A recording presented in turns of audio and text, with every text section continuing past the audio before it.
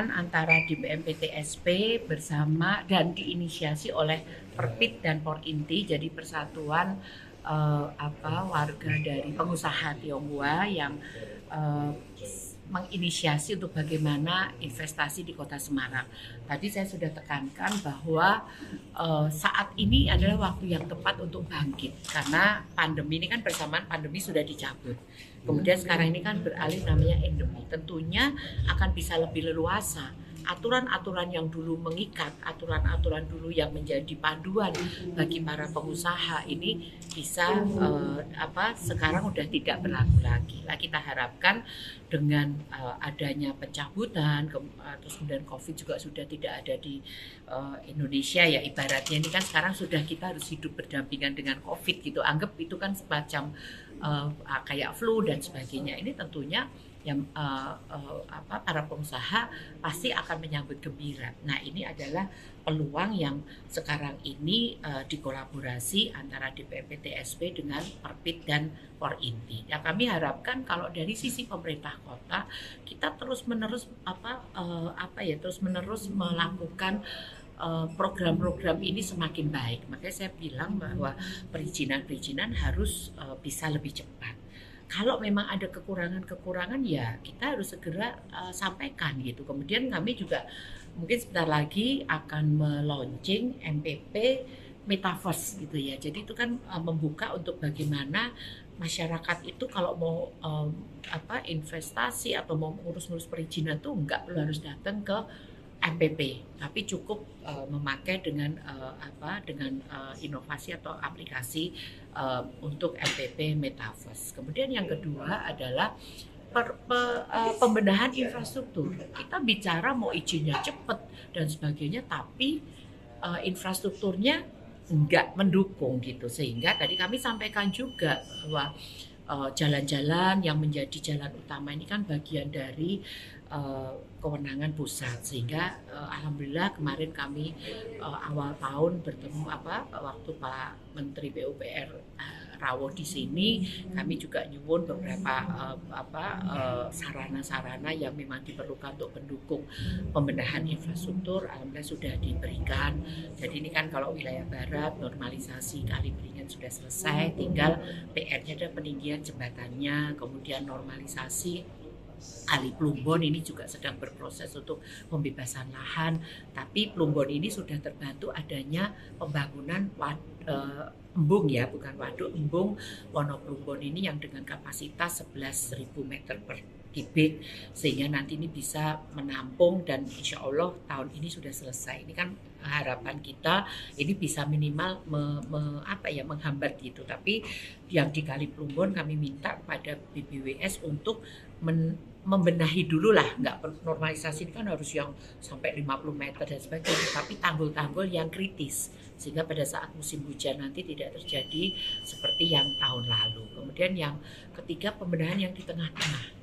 Yang tengah-tengah ini yang di wilayah dekat bandara, termasuk akses yang menuju bandara. Kemudian juga akses yang menuju ke pelabuhan. Dan yang terakhir pastinya yang di wilayah timur, ini adalah di muaranya Sungai Tenggang dan Seringin. Nah, ini kan kita berbenah terus, termasuk yang Kalibanger, karena ini kan titik-titik krusial untuk pada saat terjadi musim hujan dan rob. Kemudian juga ada sitpel. Nah, ini yang kita perlukan kolaborasi seperti itu sehingga nanti investasi bisa berjalan dengan baik.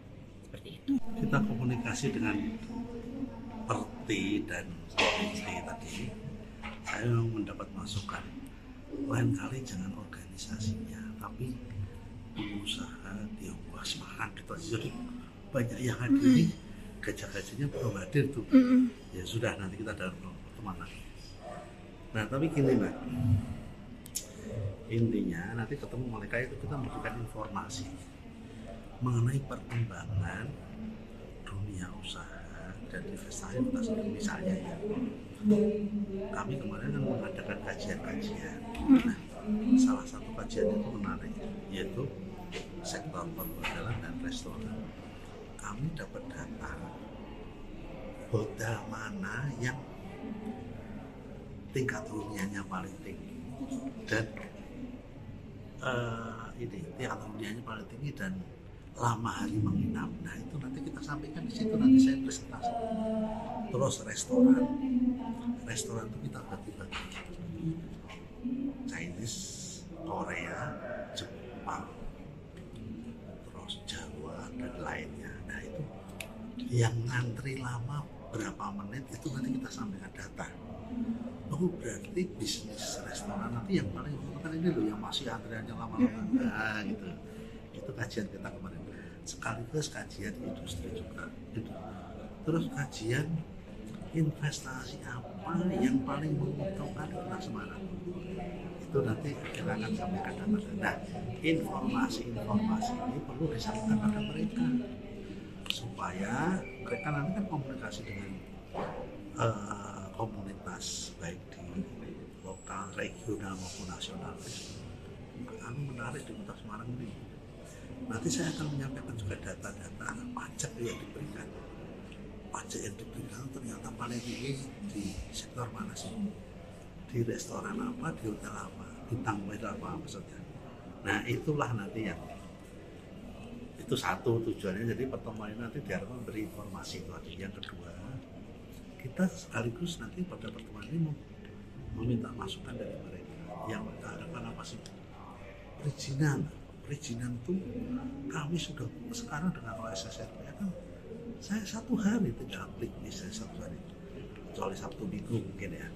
Tapi lah itu cuma the same day sudah jadi. Tapi karena ini menyangkut dengan dinas lain, tadi Ibu yang memberikan IMB, SLM, BPG, KRK itu dengan Distaru, Jen Lingkungan dengan Dinas Lingkungan Hidup, dan itu memang perizinan cepat, tapi syarat-syaratnya berlaku. Misalnya gedung 10 lantai masuk nggak ada faktor keamanan, nah keselamatan, itulah kira-kira Mbak ya.